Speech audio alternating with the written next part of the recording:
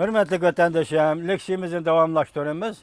Bu kıtımkı leksiyemiz Reagan belgelik av amatika. Tünce kıtım Serik Deniz'i kerdi mavzulu haber. 10. ayının 17. günü Koriya gezisi ilan kılındı haber. Mundak başlandı ve meteor biti küçürüp besildi bandak başlandı. Haber mundak başlandı. Yaponiya Kyoto agentliği. 15. gün tarqatqan xabarga asaslanganda Koreyada turishliq Amerika armiyasi 14. günü ayrim matbuotlarga Xeshixik portiga o'rlashtirilgan Amerika harbiy bazasi to'xtatilgan Reagan belgilik avtomatning ustiga aeroplan tushish va chiqish mashq qilayotganligini ko'rsatdi. Amerikaning Yaponiya turishliq harbiy bazasida Reagan belgilik avtomatning ustiga tushayotgan, chiqayotgan harbiy aeroplanlarning mashqini ko'rsatdi. Yadroliq avtomatika Koreya Amerika birlashma harbiy manevriga sunmas iroda belgilik manevriga harbiy manevri qatnash uchun Koreya dengiz tavalliga kirgan. Bu parxotning Serik dengizida faoliyat qilishi muxbirga ko'rsatildi. Demek Amerika Qo'shma Shtatlar dengiz armiyasining Reagan belgilik avtomatikasi tunji qatim Serik dengizga, ya'ni Xitoy tilidagi Boxay dengiziga kirdi degan gap. Boxay dengizi Serik dengiziga kirdi degan. Ko'plagan aeroplan avtomatika ustida mashq qilyotdi. Yadro sinig'i qilib, yaqindan bir kapsiz bo'lib ketgan Chaushanga zarba berish kuchini mushu orqali ko'rsatib qo'ymoqchi bo'ldi Amerika Qo'shma Shtatlarning dengiz armiyasi va Koreyaning dengiz armiyasi. 10. ayının 15. günü ötküzülgen manevrda Donald Reagan belgilik avtomatikini tunji qatim Serik dengizi kirganligi jakarlan. Biz tunigen Janubi dengizi sözüldük sizlarga endi Sharqi dengizi qaytib kelaylik. Sharqi dengiz Boxay Serik dengizi geldi bu Jongo bilan bevos tutishadigan dengiz rayoni.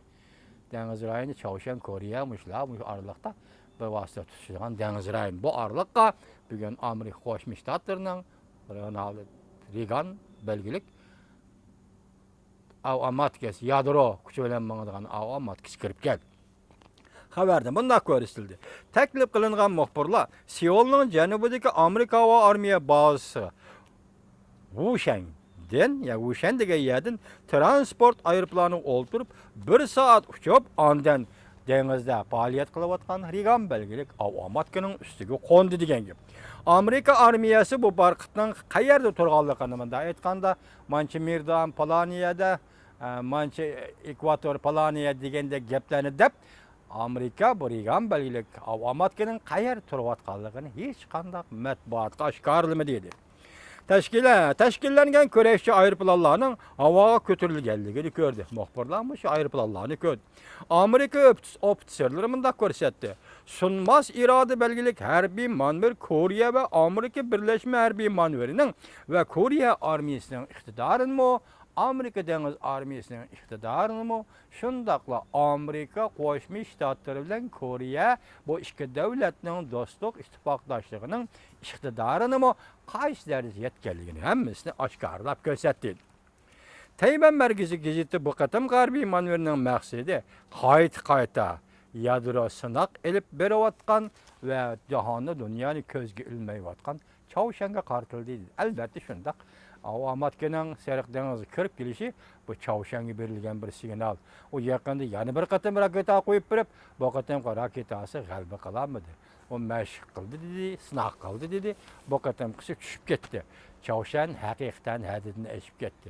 Endi buning qarta Amerika Qo'shma Shtatlari va Koreya hukumati bir tadbir qo'llangan vaqt keldimi qanday?